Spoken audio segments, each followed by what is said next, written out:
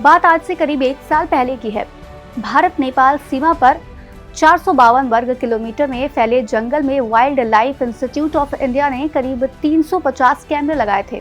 स्थानीय विधायकों से लेकर अधिकारियों तक ने इस जंगल को उसका हक दिलाने के लिए लड़ाई भी लड़ी थी। सबको इंतजार था उन 350 कैमरे में कैद की गई तस्वीरों का, जिन पर सिर्फ उस जंगल का ही नहीं बल्कि स्थानीय लोगों का भी भविष्य निर्भर था। आखिर ऐसा क्या था इस जंगल में जो सब इतना बेचैन थे? जानेंगे ये सब आज के इस वीडियो में। दरअसल हम बात कर रहे हैं सोहेलवा वन्यजीव क्षेत्र यानी कि सोहेलवा वाइल्ड लाइफ सैंक्चुरी की। वर्ष 2023 के नवंबर व दिसंबर माह में wild life institute of India को कैमरा ट्रैपिंग के माध्यम से इस बात के सबूत मिले कि सोहेलवा में 3 बाघ मौजूद हैं। जानकार बताते हैं कि टाइगर के शरीर पर मौजूद धारियों से उन्हें पहचाना जाता है। ये भी माना जा रहा है कि कैमरे में आए टाइगर की संख्या से अधिक संख्या में बाघ वन्यजीव प्रभाग में मौजूद हो सकते हैं, जिसके बाद से ही सोहेलवा वन्यजीव क्षेत्र को टाइगर रिजर्व का दर्जा दिलाने की कवायद शुरू हो गई। बता दें कि अभी तक उत्तर प्रदेश में 4 टाइगर रिजर्व हैं, जिसमें दुधवा, अमानगढ़, पीलीभीत व रानीपुर टाइगर रिजर्व बुंदेलखंड शामिल है। लेकिन अब सोहेलवा वन्यजीव अभयारण्य में बाघों की आबादी के प्रमाण मिलने के बाद इसे अब एक टाइगर रिजर्व के रूप में स्थापित किया जाएगा, जो कि प्रदेश का 5वां टाइगर रिजर्व होगा। अब एक सवाल ये भी आता है कि वाइल्ड लाइफ सैंक्चुरी को टाइगर रिजर्व का दर्जा क्यों और कैसे दिया जाता है?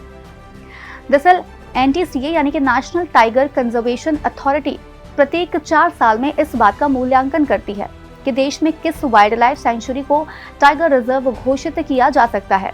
इसके लिए उनके कुछ मानक होते हैं, जिसमें बाघों की संख्या, उनके जैसे बड़े मांसाहारी जीवों की संख्या, उनके शिकार व प्राकृतिक वास को मूल्यांकन का आधार माना जाता है। इसी प्रक्रिया के अंतर्गत ही वर्ष 2010 व 2013 में NTCA द्वारा उत्तर प्रदेश सरकार से सोहेलवा को टाइगर रिजर्व बनाने के लिए प्रस्ताव मांगे गए थे।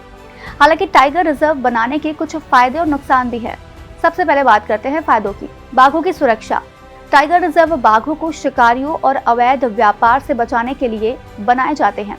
इन रिजर्व में सख्त सुरक्षा नियमों का पालन होता है, जिससे बाघों की संख्या में वृद्धि होती है। दूसरा फायदा, जैव विविधता का संरक्षण। टाइगर रिजर्व सिर्फ बाघों के लिए ही नहीं बल्कि कई अन्य जानवरों, पक्षियों और पौधों के लिए भी आश्रय स्थल है। इन रिजर्व में विभिन्न प्रकार के पेड़, पौधे, घास, जड़ी बूटियां और जीव जंतु पाए जाते हैं, जो जंगल के पारिस्थितिकी तंत्र को बनाए रखने में महत्वपूर्ण भूमिका निभाते हैं। तीसरा, पर्यावरण संरक्षण।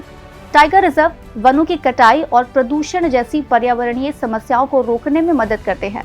ये रिजर्व जलवायु परिवर्तन के प्रभावों को कम करने में भी महत्वपूर्ण भूमिका निभाते हैं। चौथा, इको टूरिज्म। टाइगर रिजर्व पर्यटकों के लिए आकर्षण का केंद्र है।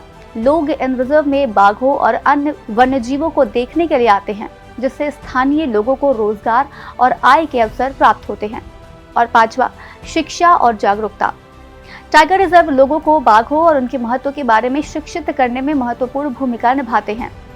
इन रिजर्व में विभिन्न प्रकार के शैक्षिक कार्यक्रम आयोजित किए जाते हैं, जिससे लोगों में वन्यजीव संरक्षण के प्रति जागरूकता बढ़ती है।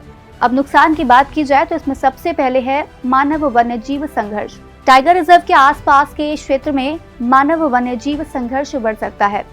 बाघ कभी कभी घरेलू जानवरों पर हमला कर सकते हैं या फसलों को नुकसान पहुंचा सकते हैं, जिससे कि लोगों में नाराजगी हो सकती है। दूसरा, विस्थापन। टाइगर रिजर्व बनाने के लिए कभी कभी लोगों को अपनी जमीन और घरों को छोड़ना पड़ता है, जिससे उन्हें सामाजिक और आर्थिक परेशानी होती है। तीसरा, संघर्ष में वृद्धि। टाइगर रिजर्व के आसपास के क्षेत्र में विभिन्न समुदायों के बीच संघर्ष बढ़ सकता है, खासकर संसाधनों के उपयोग के लिए। और चौथा, लागत। टाइगर रिजर्व का निर्माण और रखरखाव महंगा होता है।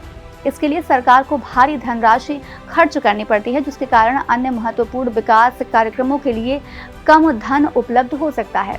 तो बस आज के लिए इस वीडियो में इतना ही। और अब बारी है आज के सवाल की। आपको कमेंट बॉक्स में हमें बताना है कि टाइगर रिजर्व किस वाइल्ड लाइफ एक्ट के अंतर्गत आते हैं। तब तक के लिए हमें दीजिए इजाजत। नमस्कार।